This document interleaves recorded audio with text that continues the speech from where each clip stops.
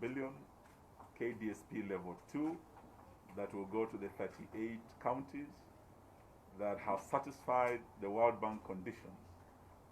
And we are very, very pleased, Chair, to make this presentation this morning and to congratulate you. We know that Kakamega County is one of the very good performing counties and is one of the beneficiaries. And we congratulate Governor Nyoro. Kiambu County is one of the very well-performing counties that is also a beneficiary of this fund, apart from 36 other counties whose list we shall circulate today. And we want to congratulate them and encourage other counties that didn't qualify this year to work hard to improve on their performance so that in the next lot they can be able to qualify. Asanteni sana. Thank you. So we can take a few questions and invite you, those of you who can join us for a visit to Wangige Level 4 Hospital in Kiambu County to see what this money has done. Thereafter, we shall proceed to Tigoni Hospital in Kiambu County again, where Governor Nyoro is hosting us, to see what this money has achieved. Now, please, we shall circulate the statements, which has the list and the breakdown that will show you what each county will be receiving, how the 4.6 billion will be shared amongst the counties. So if there are any questions, please, we can take one or two questions before we proceed to Kiambu County. Yes. Oparanya is my name. I work with the National Broadcasting. Thank you. I have a question in regards to the ongoing pandemic. 3 months since Kenya issued, directives on how to ease the spread of coronavirus. If you to look statistically, you realize that since the month of March up to the end of the month of June, the number of cases that has been reported officially, now we're talking about 6,600 numbers. A month ago, these numbers have risen by a whole 16%. 2 months ago, they have risen by 38%. And if you were to extrapolate those data, you realize that going forward, the spike is likely to be more harsh. The country is awaiting to hear from the president on Monday on the way forward. In the last briefing, he said that the reopening of the economy largely depends on the preparedness of the counties. And he gave examples of counties that do not have even ICU facilities. I want to hear from the chair of CUT. Seems like now the burden of easing the lockdown measures, has been thrown to the counties. And it's like now the fate now lies with the counties. From where you stand, are you of the opinion that counties are better prepared than they were a month ago in handling the crisis? Then number 2, according to the economic data that were released, I think 2 days ago, it tells you that the Kenyan economy had a slower growth of about 4.6% compared to 5.5% in the last financial year. And it tells you that we're likely to get into a deeper economic slow growth going forward. How would this impact counties going forward? Thank you. I think we can take one more before we respond. Yes.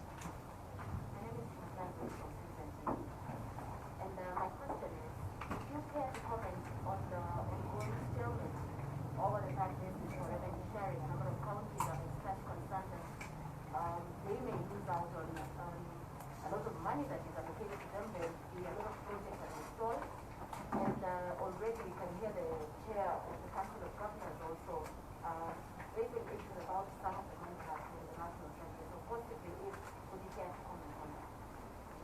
Thank you. The last one. Thank you.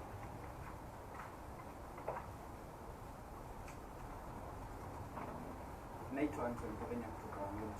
Yes. Swali langu linaenda kwa COG chair Bwana Oparanya. Ni hakikisho gani ambalo unawapatia Wakenya ya kwamba hizi pesa zitakapofika kwenye county zitatumiwa kwa sawa sawa ama kutakuwa na accountability kwa hizi pesa? Yes. Bwana Chairman, pengine tu Wakenya wangependa kujua breakdown kaunti ngapi ambazo so far zimepata wana idadi ya vitanda chini ya 300 kufikia sasa, ili iwezeshe Wakenya wawe na matumaini pengine huenda rais akafungua taifa, kwa sababu hilo ndio baadhi ya matumaini rais anategemea kama kaunti ziko tayari wafungue uchumi. Asante sana. Inaonekana maswali yote ni ya mwenyekiti wa COG. Lakini yangu ni kuhakikishia ya kwamba serikali kuu itaendelea kufanya kazi kwa karibu sana na serikali za county, na hivi majuzi tumesambaza bilioni 5 kwa kila county ili kusaidia county zetu zijiandae kupambana na huyu adui anaitwa corona. Na siku ya leo pia zile pesa ambazo tunatoa ni 1.4 billion ambazo zitaenda kwa kila county kuwasaidia vile vile kwa mambo ya capacity building, na tumeongezea pia 4.6 billion kutoka Benki Kuu ya Dunia. Kwa ujumla hizo ni karibu bilioni, zaidi ya bilioni 6, kando na bilioni 5 tulizotoa mwanzoni kupitia Wizara ya Afya. Na hii inamaanisha ya kwamba kulingana na majukumu mazito ambazo county ziko nazo, ambazo zimepewa county zetu na katiba yetu, lazima tuendelee kuziunga mkono kama serikali kuu na to build their capacities ili watekeleze majukumu yaliyogatuliwa. Kati ya hayo ni jukumu la afya, health services. Na ndio sababu mnatuona hapa siku ya leo tukiwa na magavana hawa tukiendelea kupeana support. Ni ukweli ya kwamba kwa siku za usoni vile idadi ya walio na virusi inaongezeka kwenye counties zetu, uzito mwingi utakuwa kwenye counties. Lakini sio eti serikali kuu itawachilia mzigo huu kwa counties sababu huduma za afya zimegatuliwa. Tutaendelea kusupport counties, na hilo ndio hakikisho natoa leo wakati tunaendelea kupeana support hii, na tutaendelea kufanya kazi kwa pamoja. Na ningemwomba mwenyekiti mwenyewe aje awaeleze zaidi kwa yale mmemuuliza. Okay. Thank you very much for those particular questions of preparedness. First of all, you must appreciate that this coronavirus is an international issue. It's even beyond the nation. And obviously it's beyond counties. And counties, to be part of the fighting, they should be supported appropriately. As you are aware that we were approaching the end of financial year, and most counties had exhausted their emergency funds.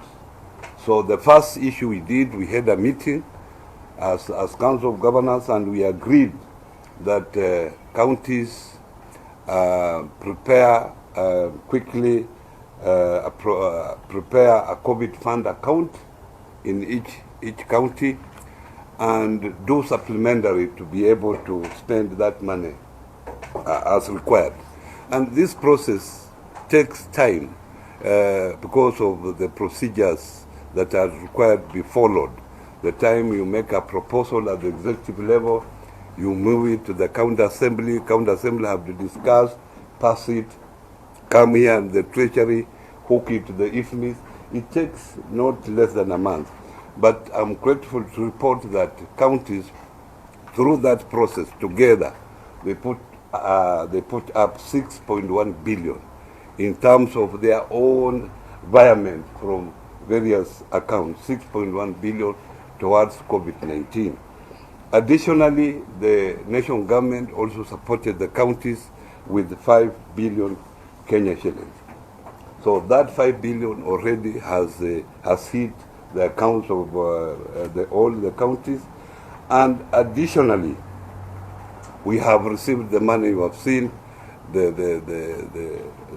support of 1.6 billion and 4.6 billion that we have received today. I think with that, no county should have an excuse that they are not prepared.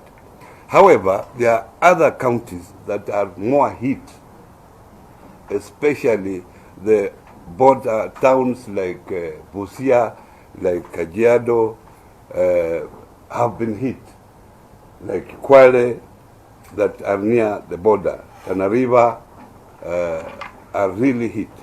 And these counties have many infected people. Obviously, such counties will still need a lot of support from development partners and also from the national government. And also neighboring counties like Kiambu, because Kiambu is now closer to Nairobi, and you know very well that Nairobi is very affected. On the issue of bed capacity, as I talk now, 15 counties have already either reached that level or exited. In fact, counties like Kiambu here, they have exited, they are over beyond 300 beds, but 15 have achieved that.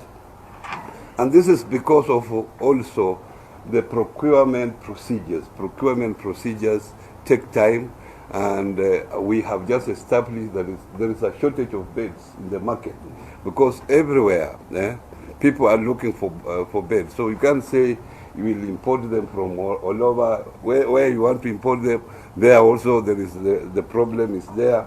So getting beds has been a problem, and importation now takes about 2 to 3 weeks.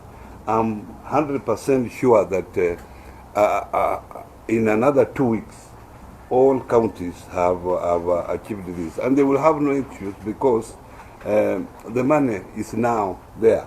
I can say most of the counties now will have maybe 200 million plus for preparedness. But how far that will help them, we have yet to watch as the president makes pronouncement on Monday the 6th. Now, on accountability, of the money, we have systems. We have already been given regulations by Treasury here, how we should open that account, how those accounts should be operated, the approvals by the control of budget that are required. So I'm very, very certain that counties are going to use this money properly, and I will urge my colleagues, governors, to have an eye on this money so that this money is used for the fight against COVID. And we need to flatten this curve as quick as possible so that we are able to open the economy and normal life comes back, so that we have to move on as a country. Otherwise, I'm very grateful to my brother here that he has managed to support us as CS in charge of devolution. We have been very close, consultation, talking to each other on this particular issue. And the Treasury, despite the constraints they have had because of this, they have been very supportive. But we still urge them that we still need the money that we are supposed to have, because that's constitutional, so that counties can move forward without any problem. And now I would like to invite Governor Nyoro, who is our host today, and who is inviting us to Kiambu County so that we can see the fruits of this facility at Wangige and Tigoni. And thereafter, for those of you who will be joining us, he has invited us for lunch at Tigoni Club. Karibuni, sir. Thank you. Thank you very much, Waziri. Thank you Chair of Council of Governors. Thank you, the representative of Treasury, our CSs. We are very happy as Kiambu to be here today, and we want to welcome you to join us to Kiambu. We are very, very happy, Chair and Waziri, for the coordination and collaboration that has been taking place over the recent number of days, particularly with respect to the fight against COVID. We've seen for the first time in 1 month, we've had 2 summits with the President and the Cabinet to discuss COVID.